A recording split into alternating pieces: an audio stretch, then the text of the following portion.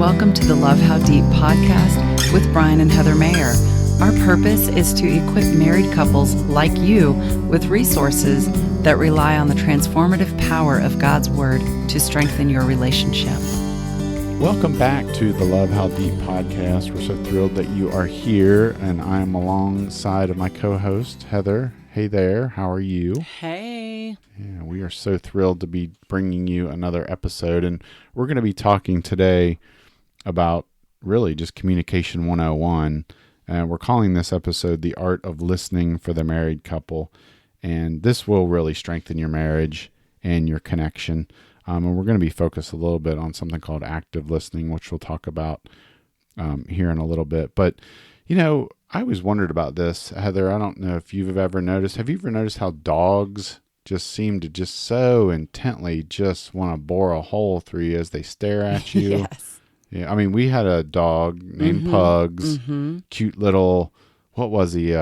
Mixture of a chow and a dachshund. Is that right? Was. Yeah, which we tried to figure out how that. I don't even know. Anyway. Move on. Right. So he would, sometimes I would be watching television sitting on the couch and I would look over at him and he is just staring at me. He was. He idolized you. Well, I don't know about that, but you know, or if you're talking to a dog, you know, you ever had that thing where they cock their head and it's just like, it's like he knows what you're saying. Right. And I always wondered, does every other word that comes out of our mouth to them sound like I'm saying the word bacon? Probably. I always wondered about that. Yes. Yeah. So, I mean, Paisley does that with you now. This is our cat. The cat, our cat cats. Paisley. We have two cats. Yes. She will talk back with you. Mm-hmm. So you'll say something to her and she will meow right back and just chat. Y'all have this cute little chatter. Yeah. And it's cute. Yeah. On a side note about our two cats, our girl cat has a grovelly, gruff meow. Our boy cat has a little meek kitty meow. It's like a whiny kitten. Oh my goodness. It's almost like flipped. You would be like, yeah, it doesn't make any sense, but we live with it. We love them. They have their personalities. We love them anyway. So, so I think the point here that I'm making about dogs, listening is that maybe as human beings, we could learn a thing or two, right? About listening. Yeah. Yeah. Like the way that Pugs would stare at you and bore a hole in you. He's listening to you and he's watching you. He's looking. And sometimes when we are listening to our spouse, we are doing something else. That's like true. Scrolling through Facebook or that's right. Whatever. Yeah. And we instead of really listening. Yeah. And we have 3 tips. This is going to be a quick hitting episode probably. Yeah. Because we're just going to get right to it. So we have 3 tips that will help you with listening better to your spouse. So you're going to handle tip number 1, right? Right. So number 1, be like that dog. Be fully present to get better at active listening. So what is active listening?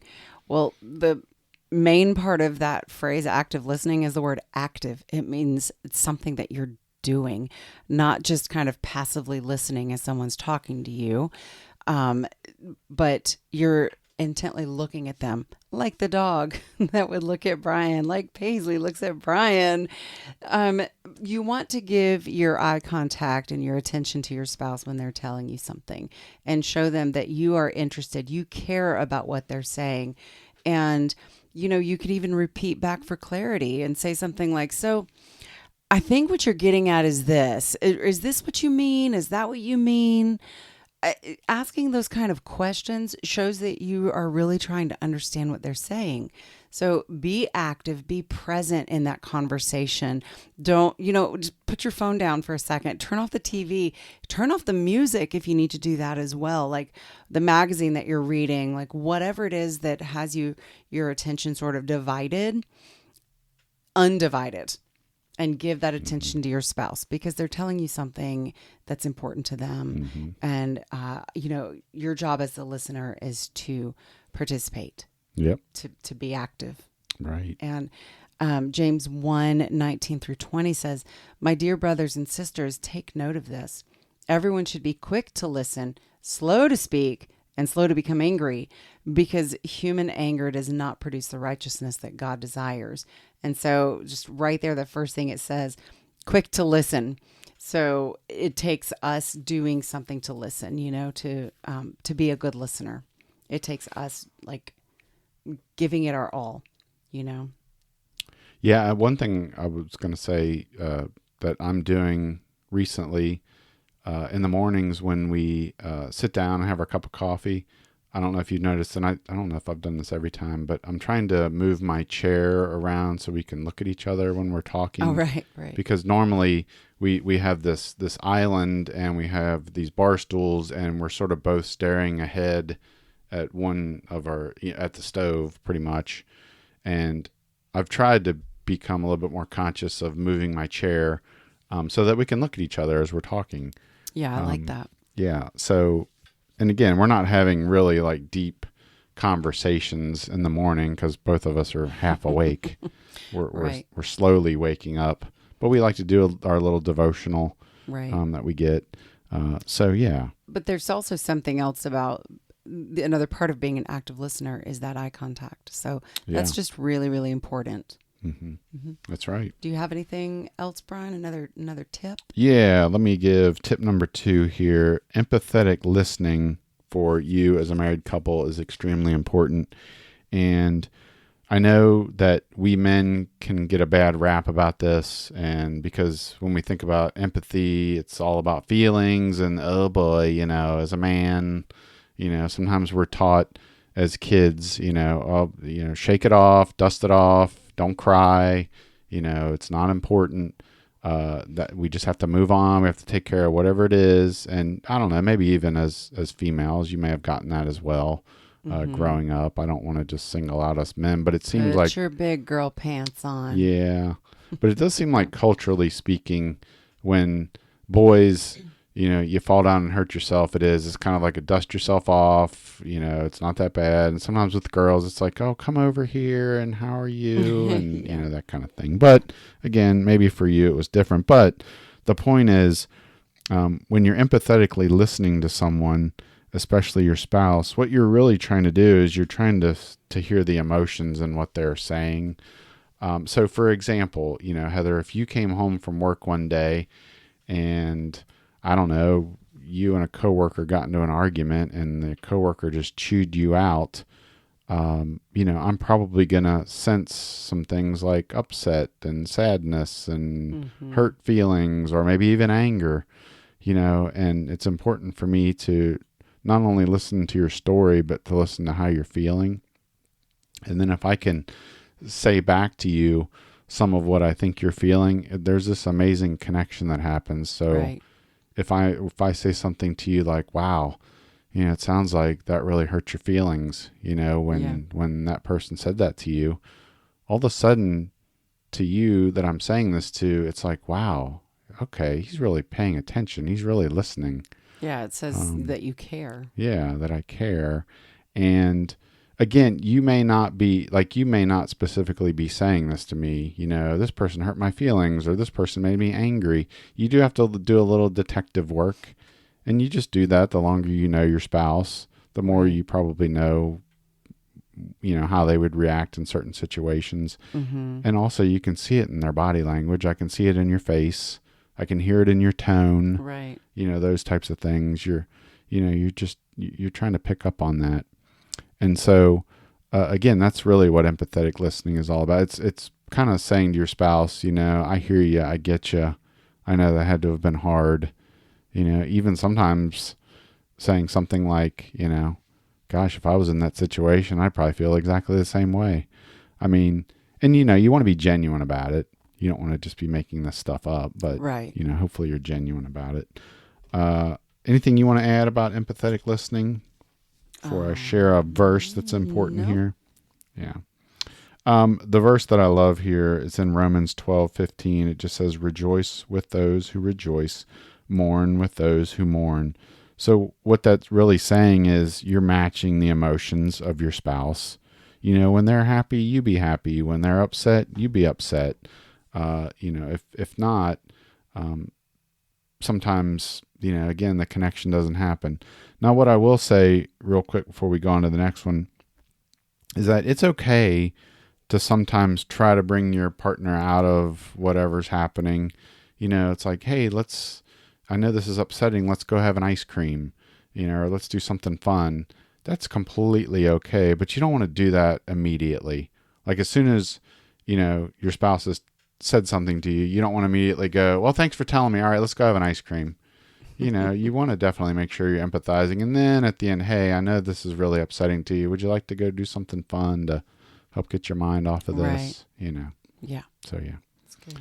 That is tip number 2. You got a third one for us? Yes, I do. So avoid jumping to solutions to increase your connection with each other.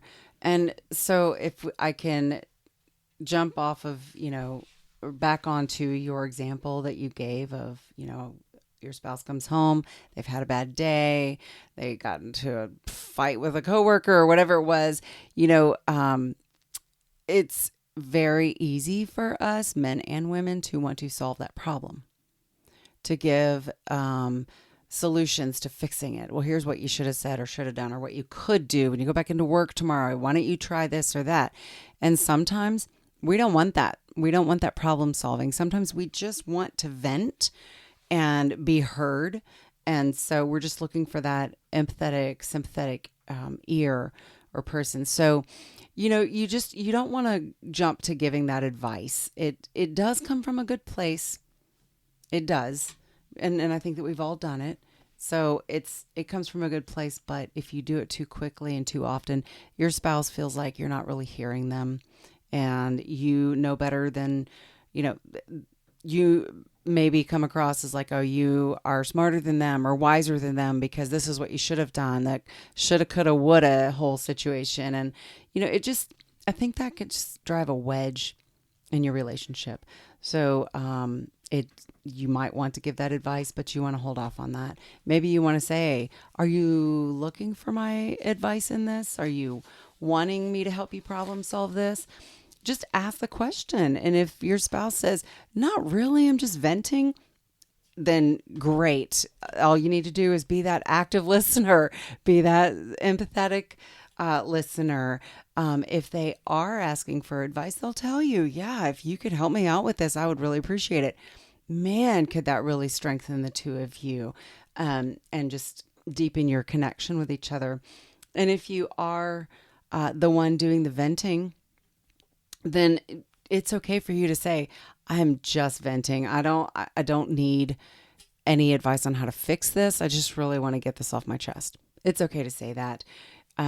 Proverbs 18:13 says, to answer before listening, that's a folly and a shame. So don't give that answer before you've really truly listened to your spouse and gotten the gist of what was happening there, and giving them that support that they need in the way that they need it. Well, that is perfect. I hope these 3 tips help you in your marriage, and they're really just simple tips, but simple things sometimes can go a long way, right? They can. Yeah. They can. And one thing I want you to pick up is our free what's called 10 practical communication strategies. And I think there is a little bit of overlap in what we've talked about here as to what you're going to get on that free guide, but it's going to go into a lot more detail. So again, it's called the 10 practical communication strategies. We'll have a link for that in our show notes, but it will help you as a couple have more effective and connecting communication and conversations. And I think that is a wrap, right, Heather? I think so. All right. Well, we will see you all in the next episode. So happy talking to each other and also happy active listening, right? That's right. All right. We will see you next time. Take care until then.